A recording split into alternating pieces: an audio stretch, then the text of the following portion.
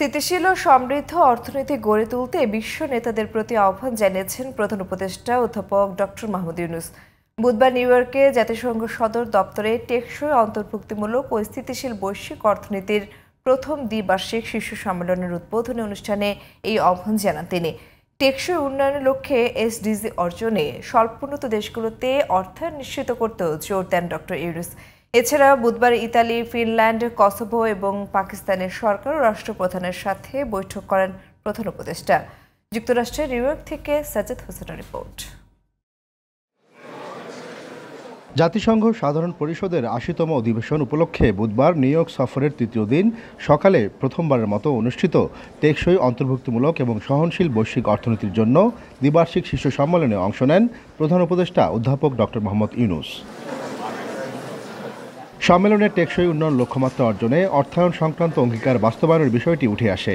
প্রধান উপদেষ্টা তার বক্তব্যে সমৃদ্ধ বিশ্ব অর্থনীতি গড়ে তুলতে 5 অগ্রাধিকার তুলে ধরেন। পাশাপাশি বাংলাদেশে আশ্রয় নেয়া 13 লাখ রোহিঙ্গার কথা উল্লেখ করে জাতিসংঘের বাজেট কমানো ও উন্নয়ন সহায়তা হ্রাসের সমালোচনা করেন প্রধান উপদেষ্টা।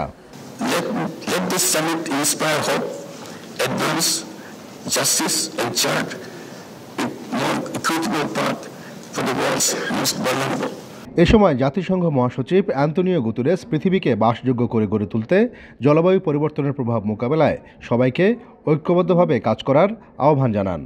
From multilateral organizations, we look forward to hearing what more you can do to deliver on commitments. পরে অধিবেশনের সাইড লাইনে বাংলাদেশের স্বাস্থ্যসেবার প্রাথমিক রূপান্তর বিষয়ে হাই লেভেল বৈঠকে প্রধান উপদেষ্টার সাথে অংশ নেন তার সফর সঙ্গী এনসিপির যুগ্ম সদস্য সচিব ডাক্তার তাসনিম জারা।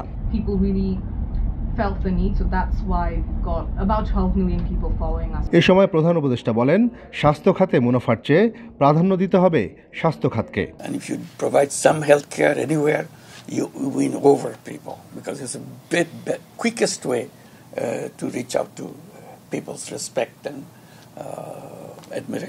বুধবার প্রধান উপদেষ্টা ডক্টর মোহাম্মদ ইউনূসের সাথে বৈঠক করেন পাকিস্তানের প্রধানমন্ত্রী শেহবাজ শরীফ। এ সময় ডক্টর ইউনূসকে পাকিস্তান সফরের আমন্ত্রণ জানান তিনি। আর ইতালির প্রধানমন্ত্রী নিজ থেকেই আগামী ডিসেম্বরে বাংলাদেশ সফরের আগ্রহ প্রকাশ করেন। এছাড়া কসোভো ও ফিনল্যান্ডের রাষ্ট্রপতির সাথেও বৈঠক করেন প্রধান উপদেষ্টা। 4টা মিটিং আমি বলবো যে অত্যন্ত ফ্রুটফুল মিটিং এবং আমাদের যে পারস্পরিক যে আমাদের যে সম্পর্ক এটাকে নতুন মাত্রায় নতুন উচ্চতায় উত্তরণের আমরা বলবো যে উত্তরণ হয়েছে এই মিটিংগুলোর ফলে। এদিন ইউএস বাংলাদেশ বিজনেস কাউন্সিলের উদ্যোগে যুক্তরাষ্ট্রের শীর্ষ ব্যবসায়ীদের সাথে গোল টেবিলে অংশ নেন প্রধান উপদেষ্টা। Bangladesh is not just for doing the business locally, it could become the production hub. আলোচনায় অংশ নেন বিএনপি মহাসচিব মির্জা ফখরুল ইসলাম আলমগীর, জামায়াতের নায়েবে আমির ডাক্তার আবদুল্লাহ মাহমুদ আবু তাহের ও এনসিপি সদস্য সচিব আক্তার হোসেন সহ সফর সঙ্গী 6 জন রাজনীতিবিদ।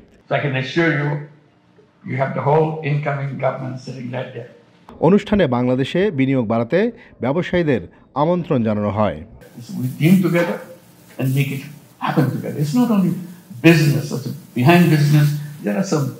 Thing that you feel proud of, that you have done it through your business, make things happen in a country which your role played a very important role. বৃহস্পতিবার মানবাধিকার ও শ্রম অধিকার বিষয়ে হাই লেভেল আলোচনায় অংশ নেবেন প্রধান উপদেষ্টা ডক্টর মোহাম্মদ ইউনূস।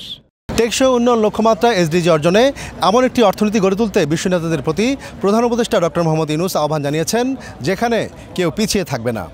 এই বিষয়ে 5টি অগ্রাধিকার তুলে ধরে ডক্টর মোহাম্মদ ইউনূস বলেন, এসডিজি অর্জনে বছরে $4 ট্রিলিয়ন মার্কিন বিনিয়োগ ঘাটতি পূরণ কঠিন হলেও তা অপরিহার্য। জাতিসংঘের সদর দপ্তর থেকে Sajjad Hossain, GTV news, new York, যুক্তরাষ্ট্র।